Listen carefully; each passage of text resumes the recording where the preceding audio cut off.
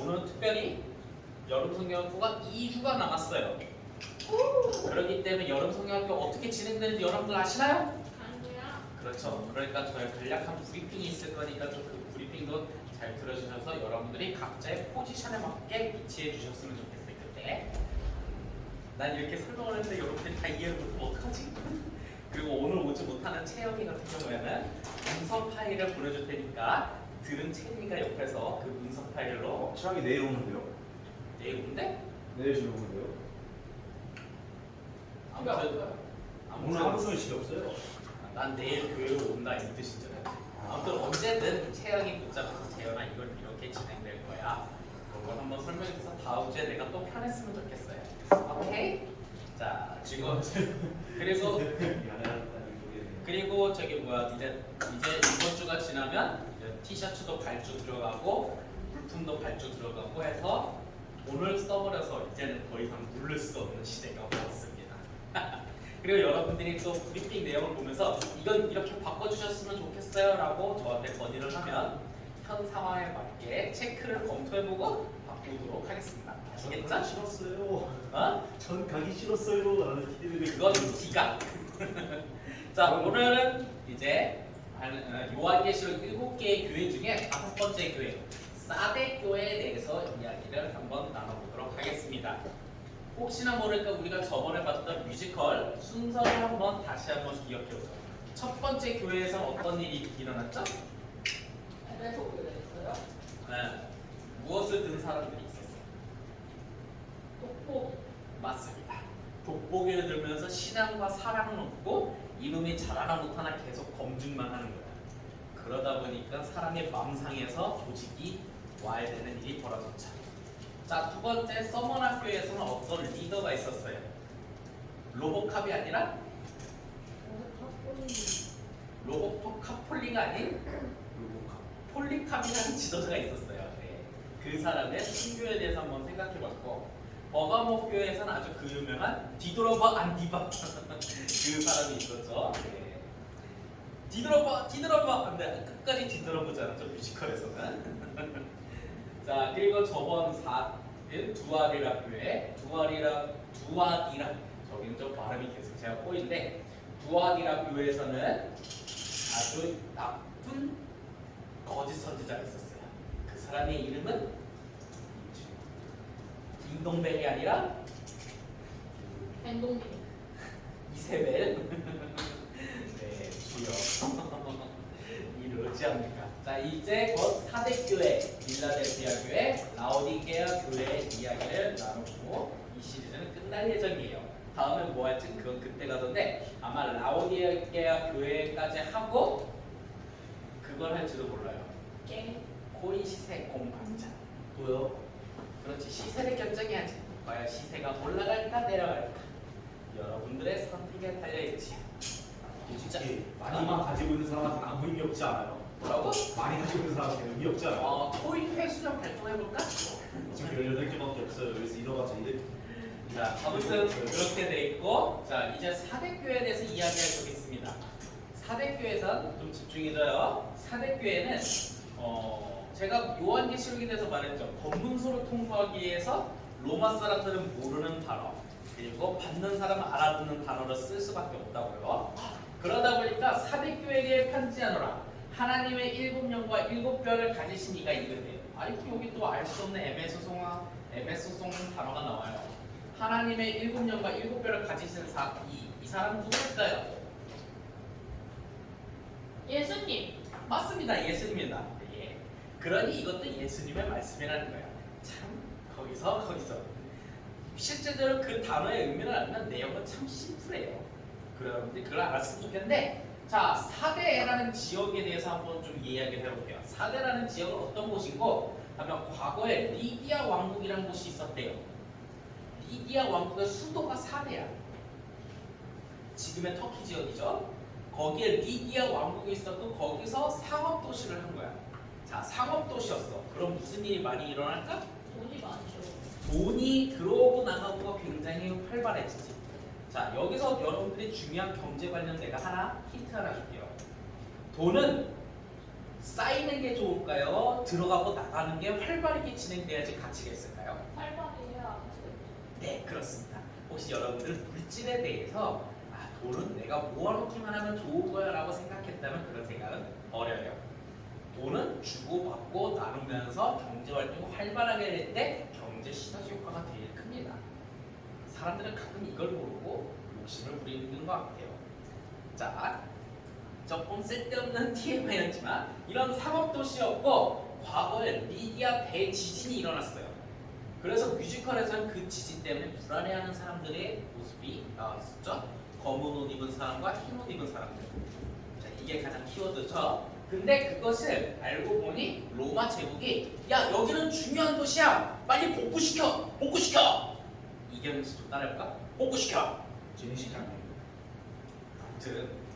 아무튼 안 비슷하지 목소리가. 복구시켜. 그래서 신속하게 복구가 되었던 적은 있었어요. 그런데 여기에 대한 특별한 특징이 하나 있어. 뭔지 알아? 금이 나와. 와우. 와. 금이 나와서 최초의 금화를 사용했던 곳이라고 합니다. 그러면은 돈을 팔아서 돈을 그런 그거는 저기 그 말을 하나 빼돌려서 자기 나라로 가져가서 저거를 팔면 엄청난 부자가 돼. 그치 금이 그래서 여기는 굉장히 부유한 곳이에요. 근데 가끔 지진도 일어나. 자, 이런 사람, 자, 이런 일이 벌어지니 여기 사대에 있는 사람들은 어떤 사람들인지 여러분들이 상상을 한번 해보라는 거예요. 그곳에서 교회 생활을 하는 사람들. 자, 나는 돈이 많아. 근데 가끔 지진 나네. 어이쿠, 어이쿠. 그렇다 보면 이들은 어떤 선택을 하게 될까요? 다른 집 가서 아니, 이곳에 있어야지 돈이 벌린다니까. 여기서 시장을 장악해야지. 여기 시장을 장악하는데 가끔 지진이 어이쿠, 어이쿠 일어나. 지진 막아야 돼. 지진 뭐 그래요. 지금도 맞을 수 있는 모르겠지만 아무튼 이런 일이 벌어지니 여러분들이 이곳에 사는 사람들이 어떤 사람인지를 한번 생각해 보라는 거야. 자, 그러다 보니까 사대교에 있는 사람들은 물리적인 핍박은 없었어. 야, 솔직히 지진 나면 서로 도와줘야지 빨리 이겨낼 수 있잖아. 그래서 돈 많이 벌잖아. 그래서 여기서 교회 활동하든 뭐 뭘 하든 특별히 상관은 안 했어. 크게 핍박은 안 했는데 대신 우상숭배 물질 문화만큼은 막을 수가 없었지. 열심히 교회 생활 하다 보면 가끔 그런 사람 있잖아. 돈이 최고야. 교회 안에서 그런 말 하는 사람들이 있을까 없을까? 사대교회에 그런 사람들이 유독 많았다는 거지. 그거에 대해서 예수님이 이렇게 발언하는 거야. 야, 네가 살아있다는 이름을 가졌지만 실제로 죽었어. 이게 무슨 뜻일까? 그런 사대교회에게 예수님의 말씀이 이래. 네가 살아있지만 사실상 죽었어. 뭐냐? 이런 물질주의로 살아가는 이 사람들이 실제로는 살아있지, 생물학적으로 살아있어. 하지만 그들의 마음과 믿음은 죽은 믿음이나 이렇게 표현하는 거야. 자, 그러니 사대교회 안에서 이제 그런 거겠지? 이런 사람들. 어머, 내가 주식이 2배나 올랐어. 이건 하나님의 축복이야. 너 주식 떨어졌냐? 넌 축복받지 못한 놈이야. 이런 말이 나오지 않겠습니까? 근데 솔직히 말해서 하나님의 축복이 주식에 비례해서 올라갑니까? 가끔 살다 돈 못 벌 수도 있잖아요. 주식 떨어질 수도 있고 땅값 떨어질 수 있고 아파트값 떨어질 수 있어요. 하지만 그게 하나님의 축복과 관계는 없어요. 그걸 받아들이고 어떻게 믿음으로 사느냐가 중요한 거죠. 여긴 바로 그런 일이 펼쳐지니 이걸 살아있는 믿음이라고 주님은 말하지 않았다는 거예요. 자, 그러다 보니 그런 사람들한테 이런 쓸데없이 물질주의에 빠져있는 이 죽은 믿음을 가진 이들에게 예수님은 딱 한 말을 하죠. 회개해라. 너 잘못되고 있으니까. 제가 예전부터 말했죠. 회개했다는 게 잘못했어요. 제가 용서를 빌게요. 뭐 이런 의미도 있지만 회개의 진정한 의미를 다시 한번 설명할게요. 내가 길을 가고 있어. 가고 있는데 이게 하나님이 원하는 길이 아니야. 그럼 어떻게 해야 돼? 돌아가요. 그렇지. 돌아가서 어디로 돌아가? 하나님 곁으로. 하나님이 있는 방향으로 원하는 방향으로 다시 걸어가는 거지. 중요한 건 방향도 돌아섰지만 방향도 중요해요. 돌아섰는데 또 딴 방향으로 가면 그건 의미 없어요. 회개의 의미가 바로 이런 뜻이에요. 내가 하나님 뜻대로 안 살았냐? 이런 실수. 아니야 이제 돌이킬 수 없어 그냥 갈 거야 이러지 말고 그때 생각할 때 아 내가 실수 돌아가야지 이게 바로 회개라는 거예요. 가장 기본적인 원리라는 거죠. 물론 그 과정에서 주님 제가 잘못했습니다 이런 것도 필요하겠지만 제일 근본적인 행동은 돌이킨다는 개념을 더 갖고 있다는 거 여러분들이 생각했는데 사대교회는 그래야 하는데 했을까 안 했을까? 안 해요. 일이 되는 거 그냥 하지 않아. 주변 환경이나 그런 것 때문에 휩쓸려가는 사람들이 있어요 가끔. 네. 나의 생각은 중요하지 않고 그냥 저놈은 나쁜 놈이야 하니까 그냥 나쁜 놈인가 보다 우르르 물질이 최고야 돈이 최고야 하니까 거기에 우르르 몰려가는 사람들 아쉽게도 이런 사람들이 있었던 거죠. 그러다 보니 이렇게 회개할 것을 촉구하고 있었는데 자 그럼 사대교회는 회개한 사람이 있었을까 없었을까? 있죠. 있긴 있었지만 좀 적은 인원이었겠지. 네. 그래서 회개하고 돌이킨 이 사람들에게 이렇게 말을 하고 있어요. 네가 흰옷 입은 사람이다. 표현을 그렇게 한 거야. 진짜 회개했다. 너 우리 편이다. 그렇게 표현하면 검문소에서 이거 동조자가 있어. 당장 색출해. 이렇게 하지 않겠어요? 그러다 보니까 좀 돌려서 문학적인 표현을 했어요. 이렇게 회개한 사람은 흰옷 입은 사람들이다. 그 사람들이 옳다. 이렇게 표현을 한 거예요. 만약 진짜 생각해요. 야 그때 회개한 사람들이 우리 편이야. 이렇게 하면 로마 군인이 동조자가 있어 하면서 그러지 않겠습니까? 그래서 요한계시는 좀 이런 문학적인 표현이 좀 사용될 수밖에 없었던 거예요. 그럼 흰옷은 어떤 뜻일까? 흰옷을 입었어. 그 외 다른 사람들은 회개하지 못한 사람은 검은 사람이래. 검은 옷을 입었다. 우리가 봤던 뮤지컬에도 흰옷 입었던 사람이 등장하죠. 자 그렇다면 이 흰옷은 어떤 의미를 갖고 있을까요? 여러분들이 생각하기에 어떤 것 같아요? 천사 악마. 천사, 악마. 자, 순결하고 깨끗하고 긍정적인 이미지를 갖고 있죠. 바로 여기서도 그 내용을 담고 있는 거예요. 그러니 이 흰옷 입은 사람들이 있다. 이 사람들은 물질주의에 빠지지 않고 믿음을 지켜온 사람들이었다. 그걸 누가 아신다? 예수님이 아신다. 자, 그러니 이 흰옷 입은 사람들은 내가 그 이름, 예수님이 그 이름을 생명책에서 안 지운대. 그건 뭔 뜻이겠어요? 아까도 우리가 히브리서 9장 27절까지 성경 암송학교를 읽었잖아요. 그때 보면 착한 놈, 나쁜 놈, 이상한 놈 다 죽고 부활하잖아요. 부활해서 예수님 심판대 앞에 서요. 거기에 그놈이 믿음으로 살아났나 볼까요? 생명책에 이름이 있네. 뭐 이런 판단 기준이 있지 않겠어요? 그것을 바로 이런 식으로 표현한 겁니다. 그리고 여기서 좀 어렵지만 그 이름을 내 아버지 앞과 그의 천사들 앞에서 시인하리라. 시인한다는 게 조금 의미가 좀 다가오기 힘들지만 간단해요. 예수님이 딱 여기 이제 심판대 앞에 생명책에 있는 흰옷 입은 사람이 있어. 하나님, 이 사람 흰옷 입은 사람이에요. 좋은 사람이야. 봐줘요. 내가 증명할게. 뭐 이런 뜻으로 받아들이면 돼요. 시인한다는 게 그러니까 그냥 나는 재판대에 끌려왔어. 나 열심히 살았는데 아무도 나를 변호해주지 않았는데 예수님이 법정 들어가면 변호사처럼 존경하는 재판장이 이 사람은 흰옷 입은 사람이었습니다. 그러니 기억해 주시고 판결에 긍정적으로 참고해 주십시오. 이렇게 말하는 법정 드라마 본 적 있잖아요. 그에 비해 이제 사탄 마귀는 이제 검사처럼 이제 검사가 좀 나쁜 놈으로 많이 쓰이는데 검사처럼 아니야 쟤는 나쁜 흰옷 입었지만 사실 저거 짝퉁이야 뭐 이런 식으로 진짜 짝퉁인지 모르겠지만 하면서 끄집어내는 뭐 그런 거를 상상하면 좀 이해가 빠를 것 같아요. 자 이렇게 해서 흰옷 입은 사람들은 생명체에서 결코 지우지 않는다. 이것이 바로 하나님의 구원이 있다라는 거예요. 자 그러니 사대교회는 좀 정리를 해보자면 물질주의에 빠져있으나 살아있으나 죽은 믿음이라는 거예요. 그렇죠? 그래서 물질주의에 대해서 회개하라고 말합니다. 그러나 믿음을 지킨 흰옷 입은 자는 하나님의 구원이 있다라고. 자 근데 여기까지 들어보면 아니 그럼 이게 우리랑 무슨 상관이 있습니까? 라는 생각을 할 수 있잖아요.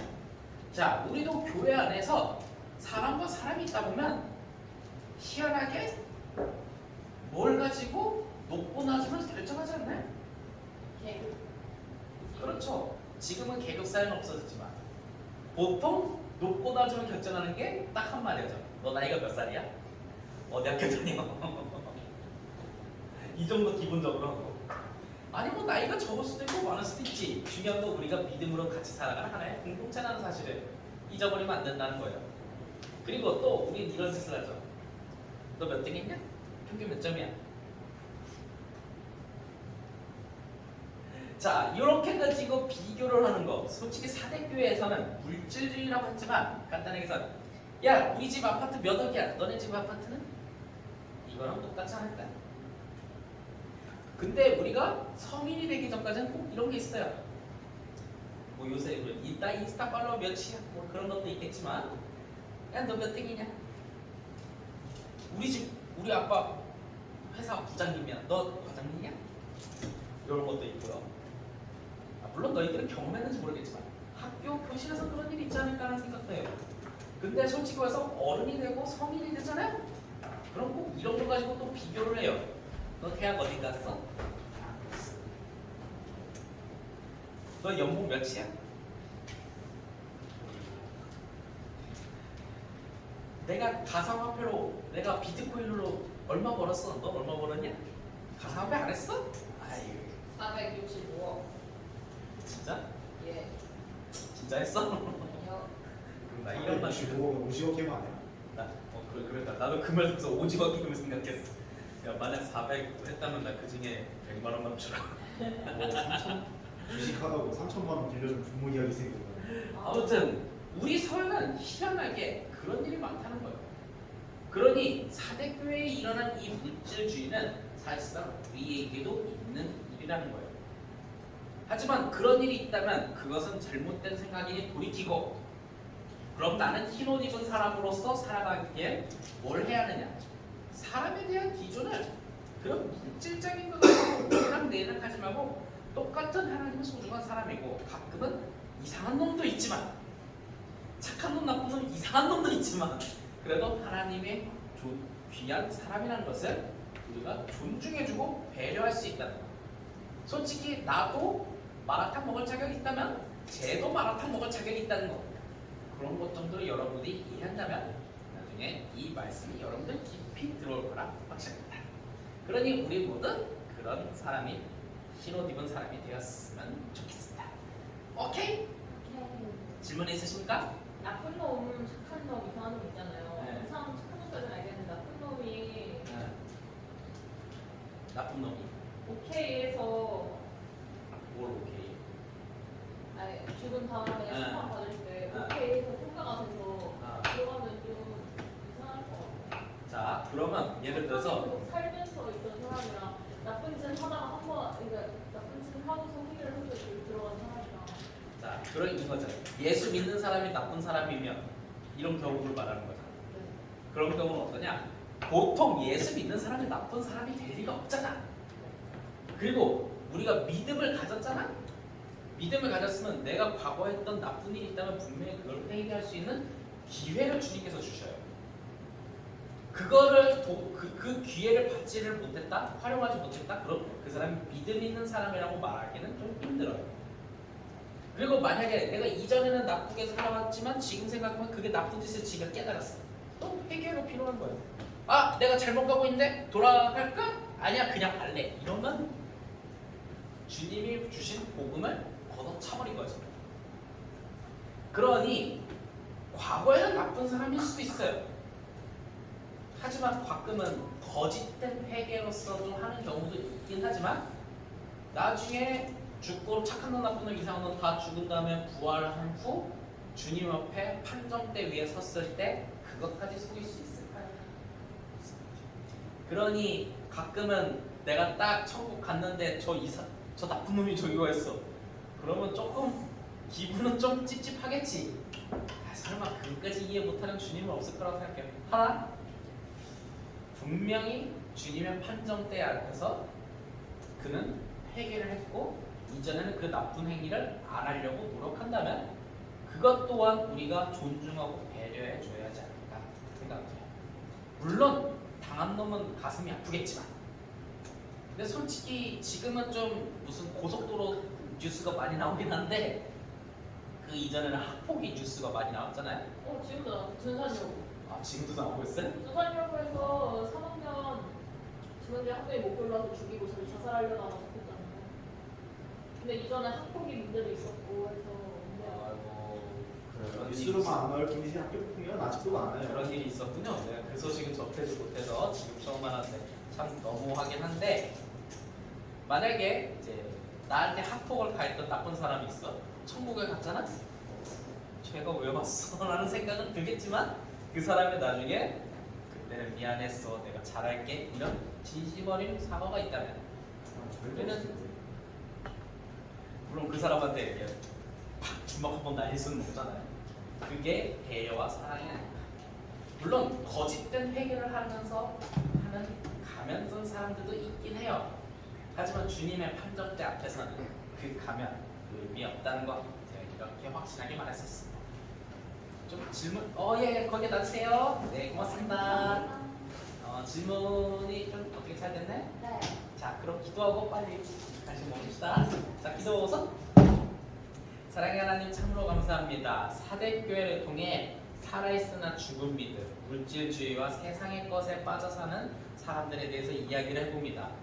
우리는 어쩌면 이런 생각을 합니다. 내가 저 사람보다 돈이 많아, 내가 저 사람보다 똑똑해, 내가 저 사람보다 잘났어 하면서 계급을 나누는 일이 있지 않았을까. 사대교회는 그렇게 해서 칭찬을 받지 못했습니다. 그럴 때 우리는 회개할 수 있는 용기를 주시고, 그리고 우리가 흰옷 입은 사람으로서 살아갈 수 있도록 주님 도와주세요. 언제나 함께 계신 아버지께 감사드리며 주 예수 그리스도의 이름으로 기도했습니다.